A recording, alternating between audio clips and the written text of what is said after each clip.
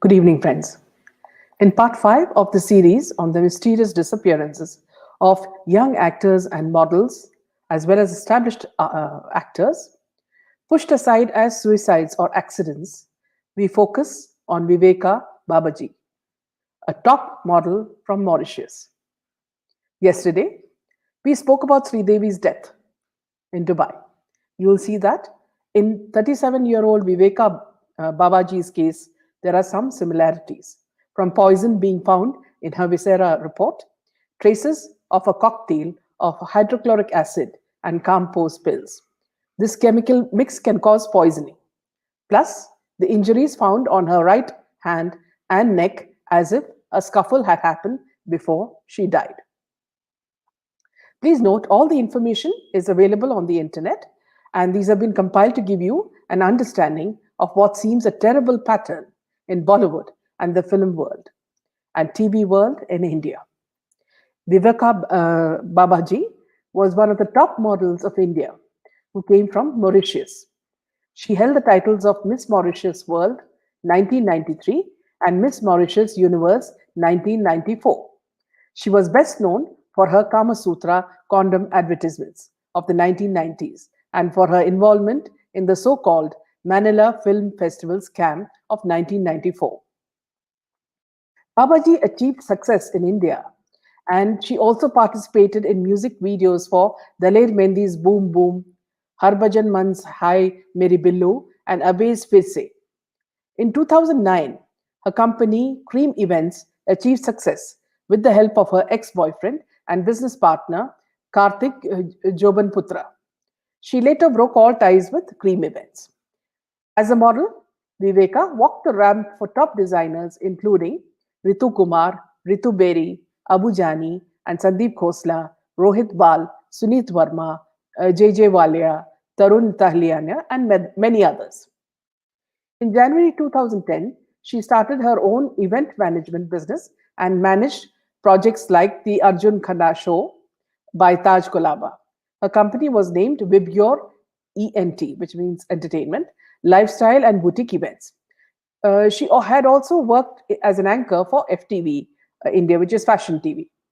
She made her debut film appearance in Ye Kaise Muhabbat, co-starring with Diksha and Krishna, released in 2002. Even though the movie did poorly at the box office, her performance did not go unnoticed. She was found hanging in her flat on 25th June 2010 at her Bandra residence in Mumbai on a ceiling fan. The police report stated that she committed suicide due to depression. She was in a relationship with Gautam Vora, a software entrepreneur whom she met at a party in Goa. The last entry in her diary, which was found next to her body, had a chilling message for Gautam. You killed me, Gautam Vora. An unconfirmed report stated that she became depressed after separating from her boyfriend, Gautam Vora. However, in 2012, the case was reopened by police after Gautam Vora was arrested in connection with a murder case. So there were two cases in which he was involved. Her friends were quoted as saying that marriage was on the cards and Viveka was planning a secret party for Gautam on his birthday. But he apparently had other plans. Gautam was the owner of ULJK Securities Limited, a stockbroking firm which was run by his late dad. He studied at Indiana University and lives in a sprawling apartment on the Nepean Sea Road. He was also said to be involved with another model called Hemangi. Friends described Gautam as somebody who loved the good life, and he used to throw lavish parties and liked to be seen in the company of beautiful, influential people. Gautam was 7 years younger to Viveka. Viveka allegedly committed suicide by hanging herself from a ceiling fan with the gas turned on. Her suicide note mentions probably Gautam Vora was the reason for her death. Gautam Vora was then questioned on his involvement by the police. Certain industry insiders believe that a failed business could have also played a hand. Viveka was the director of an event management, as we mentioned earlier, Vibgyor Entertainment. Model and actor Aryan Vaid revealed a couple of days ago, which is before she died, she mentioned on Facebook that she wasn't working with her event management company anymore. Sometimes, when your career isn't doing well and your personal life is in a mess, it all seems hopeless, is what Aryan Vaid said. After her death, people who knew her went into the same mode that most actors and film people related to film field spoke about Sushant Singh Rajput when he died, waxing eloquently on suicide and the need to reach out to people when depressed. Mark Robinson said, "Poor, poor girl. It was such a waste of life." Photographer Atul Kasbekar said, "I did her first campaign when she came to India from Mauritius. I remember thinking she was stunning," he recalled, adding, "I'm just as shocked as everybody else." Then the choice of model for the ad was clear. She was in a field of one, meaning she was excellent. Then he added, "Everybody thought she was doing very well for herself. People on the outside think this is a glamorous life, but one day the phone will stop ringing and the work will dry up. It's a stressful life." However, there were some friends like Anna Bredmeyer, who was once a Miss India, who had met her before her death. "I was with my son, who Viveka was very fond of. She seemed perfectly happy. I just wish that she had reached out to somebody before taking such a drastic step." So it's a foregone conclusion that people assume that when they hang, that it is because of depression that they commit suicide. And this is the side that we see in all the media. It was reported that on 24th June 2010, Gautam reached Viveka's flat. Neighbors could hear them quarreling all through the night, after which Gautam left the flat. On 24th June, and after that, the neighbors said that they heard a lot of sound. He was said to have told her that he was not ready to marry her, which led to a loud altercation and later to her suicide. After the quarrel, when he left, the next day her body was found hanging from the fan. Neighbors were alerted when they got the smell of cooking gas coming from her flat. When they rang her bell, there was no answer. When the police came and opened the door, they found her hanging from the ceiling fan.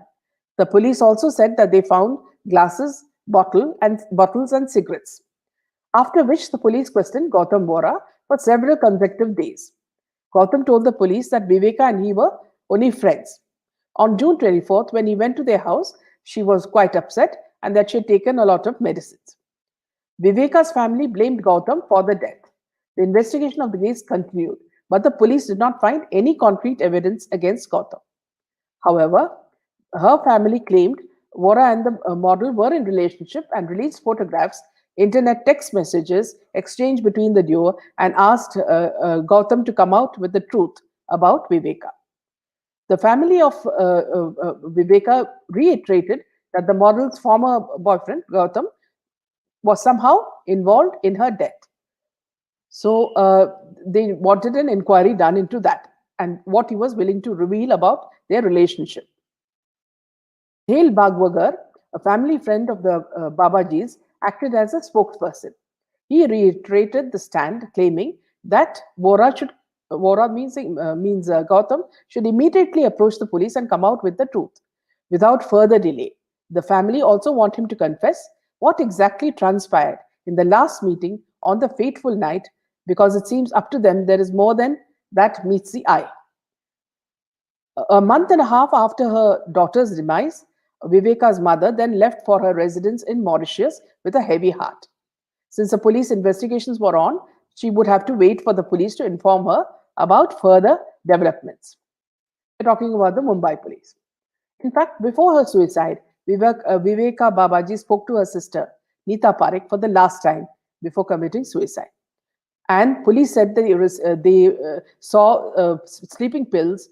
They had procured sleeping pills from Viveka's house, on the basis of which it was believed that Viveka was going through depression. So, as in Sushant's case, here too, many believe that Viveka was in depression due to her career going down, while some people say that she was under stress due to her personal life. That these sleeping pills could have been planted is something that they never spoke about. Just in the same way that The medical file was found near Sushant's bed when he died. And when the autopsy report came from Cooper Hospital, it revealed that she committed suicide by hanging herself. A police official said. Over 2 months after Viveka committed suicide at her residence in Bandra, city police closed the investigation after foul play was ruled out in the case. The police furthermore gave a clean chit to two of her friends, stockbroker Gautam Vora and the event manager Karthik Joban Putra, who were initially under the scanner for allegedly abetting Babaji's suicide. Later, in a new twist, Mumbai police learned that poison was found in her body during the autopsy examinations. You remember, this is what we also revealed yesterday in Sri Devi's case, where the Dubai department had revealed the same. We have found traces of cocktail of hydrochloric acid and compost pills in Babaji's viscera, said sources at Cooper Hospital, Vilepali. The chemical mix is such that it can cause poisoning. The doctor who conducted the procedure said Viveka could have consumed a large dose of the lethal mix. Who gave her the compost?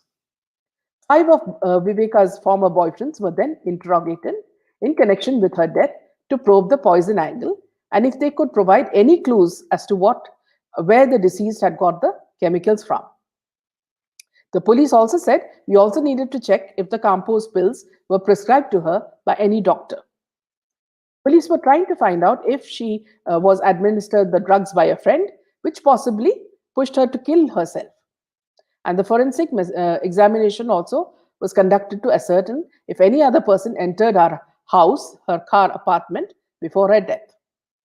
The police said that the forensic report will throw light on whether she committed suicide or whether some person present with her spurred her to do so, said the senior police officer. They're also trying to find out if she was able to destroy all the glass items in the apartment on her own after consuming such a lethal dose of poison. The police also found a photograph of her boyfriend, Gautam, that had been ripped into two in her apartment. Police also investigated the 2 injury marks found on her body, and they suspected the injuries were due to the scuffle. It was on her right hand and her neck. There appears to be bruises and could have been sustained during a fight of some sort. So there was, before she died, we know that there was a huge quarrel between the couple. An officer from Khar police station said they were making inquiries with her acquaintances on this issue. We are in the process of taking down statements of friends to find out if they are aware of how these marks were caused, he added. The police have registered a case of accidental death and will decide on the further course of action before the investigations, he said. Now, Gautam, fearing arrest on the charge of abetting Viveka's suicide, had a heated argument because he had a heated argument with the model a day before the death. Gautam had approached a local court for bail. The court had restrained the police from arresting Gautam on the charge of abetment to suicide without giving him a 72-hour prior notice. During his previous questioning, Gautam had told the police that he and Babaji were just friends, and there was nothing more than that. And then, slowly, the case died down. And Gautam seemed to have turned a new leaf, determined to get a fresh start in the life. He fell in love with another model and decided to marry her. Thus, Viveka was forgotten. Her death was quickly relegated to the past. But for us all, these signs are reminiscent of so many of the deaths we spoke of in the earlier parts of these series. The pattern is the same. Married men, already in relationship, living with beautiful, successful actors or models, abusing them and alienating them from their families, living with them alone, promising to marry them, and retreating and spoiling their reputation, asking them to prostitute themselves, and when they refuse and retaliate, they finally disappear mysteriously. All of these seem like copycat deaths or murder. Thus, family, one more beautiful woman died mysteriously, and Mumbai continues to live life as if nothing happened. Does our conscience prick? Are we doing something about it? Or just seeing this and forgetting it? Remember, not one mainstream media will show you this side of the story. Please give me your responses, friends. Thank you and good night.